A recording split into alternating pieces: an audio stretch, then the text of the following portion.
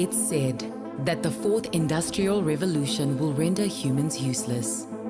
Computers, robots, and machines will become more efficient.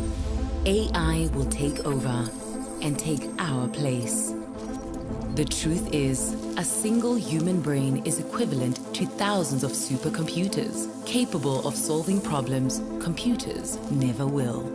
So, imagine what would happen if we had to link thousands of brains together. Just like nature creates a superior intelligence by forming flocks, schools, shoals, and swarms, we could create the brain of brains, the world's first ever human quantum computer. Well, what if we told you we already have? The deep state has merged the quantum computer with the sentient world simulation, parallel to planet Earth, with billions of individual nodes to reflect every man, woman and child this side of the dividing line between reality and AR. Right now, we're inside a computer program. Is it really so hard to believe? Remember, going back to the sentient world simulation, peer-reviewed white paper out of Purdue University in 2006. The program went live in 2007, describing humans as a node. And every person on the planet is represented in the computer software as a node. That's a data node, and given an avatar. What we're building in the computer databases represents real life and is both the information that's necessary and sufficient to drive all DNA-based life forms. Mind transfer, mind copying, whole brain emulation, etc., for the purposes of creating a cognitive model of the victim's brain. Back to this article, I find it interesting that that's what's going on. That's what they're admitting. They're saying, hey, this Microns project is going straight to the source. We're not taking it from the global internet perspective. We're taking it from the brain itself. And eventually, those two things will merge. So the public announcement of a project like this is pretty telling about where we are. You are connected as an organic computer. I mean, this is one of the most quote-unquote conspiratory theories that's been around for many years, decades. But the reality is we're now facing the reality of that. It is no longer a conspiracy. The science is done, and you will see this. And this is the next step on from the virtual reality goggles. And this is why it terrifies me, and this is why I'm trying to wake people up.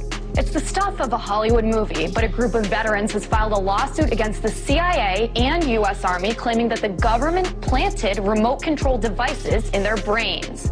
The claims relate to a government program at the U.S. Army's Edgewood Arsenal in Maryland. Essentially, it is a nano-thin coating of gold that allows for the imparting of digital information onto that third strand of DNA. It's able to speak to and decode the neurotransmitters in your brain, and that's how they're able to turn the brain of the mind-controlled victim into their very own visual, verbal, and auditive communication system. It takes time. They have to build a cognitive model. So the way we're going to do that is to build a kind of Microsoft for the brain, or Google for the brain, where we're going to bring all the information that we have ever accumulated on the brain and bring it, upload it into this environment, organize it, because in some cases it's very messy and it's different scientists producing different data. We're going to organize it, and then we're going to develop algorithms that connect all of this data. And in conventional computing, in software, these things are often called neural nets. We have a hardware version up in our head. It's called our brain. The chips that we build are architected like neural nets. There are hardware versions of neural nets. The bulk of our memories may be written into a kind of DNA hard drive. Now, why do I say that?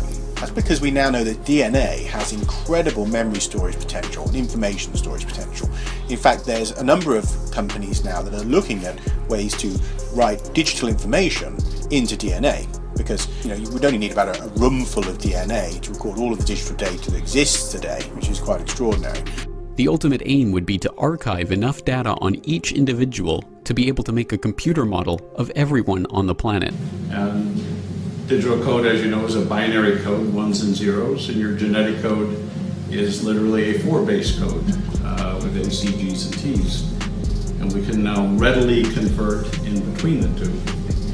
And we can define life at its most basic level. So things that were a mystery 50, 60, 70 years ago, we understand completely.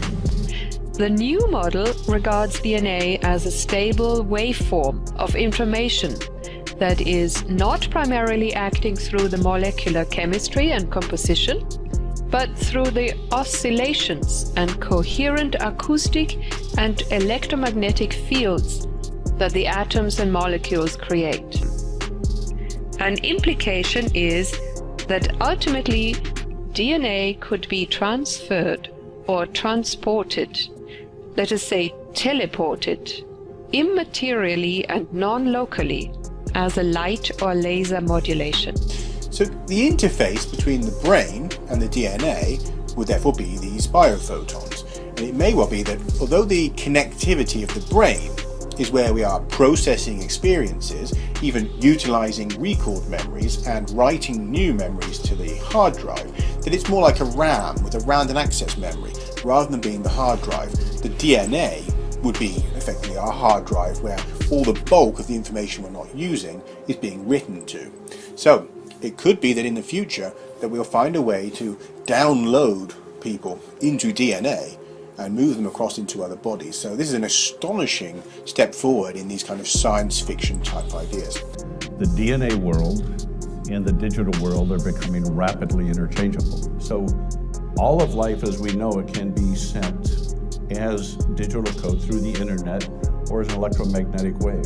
And that is the electromagnetic linking between a genetically modified human comprised of third strand of DNA and the adiabatic quantum computer. So the reason why I want you to pay close attention when you're looking at those big black boxes is that inside those boxes is a point, a chip, upon which is happening something that has never happened in the history of the Earth. It's an engineering thing which has become a nexus point for all of these parallel realities. The shadows of all of these different universes intersect at a physical point inside of one of those boxes. You can think of it as a portal. So it's not like Star Trek teleportation where you get dematerialized and reappear. We could send your genetic code, but you'd reappear back as digital information. You can send DNA as ones and zeros and recapitulate it at the other end. So we've successfully, and so with DARPA, we built synthetic genomics, the receiving unit. So the computer will have the ability to link to our DNA to be manipulated and controlled utilizing microwaves or other frequencies of the electromagnetic spectrum from an external source. And once a frequency is emitted from a device and hits the target at the resonant frequency that target's body, brain, and DNA are already resonating at, already vibrating at, they sync up. And there is, for lack of a better term, a frequency superhighway that is connected between the device and the targeted individual. How many of you are having trouble with this notion of digital code going over the internet and the notion of something living that's being converted back and forth like that? I mean, do you have some sense of what is going on? Can I show of hands how many people have trouble grokking this idea? It's everybody over 30. Right. You can send data and information and instructions to the targeted individual much in the same way that you can send data and instructions over fiber optic cables that power the internet, for example. And that's very much what's going on. They have unfortunately hacked the human mind, hacked the human brain and the human body. And it is once that superhighway of frequency is set up between the device and the targeted individual, they can send instructions. And those instructions ride on a wave of frequency that it was tuned into the individual's resonant frequency. And then they can send instructions that manipulate thoughts, manipulate emotions, manipulate behavior, and manipulate even the vitals and so forth, the heartbeat, the breathing pattern of the targeted individual.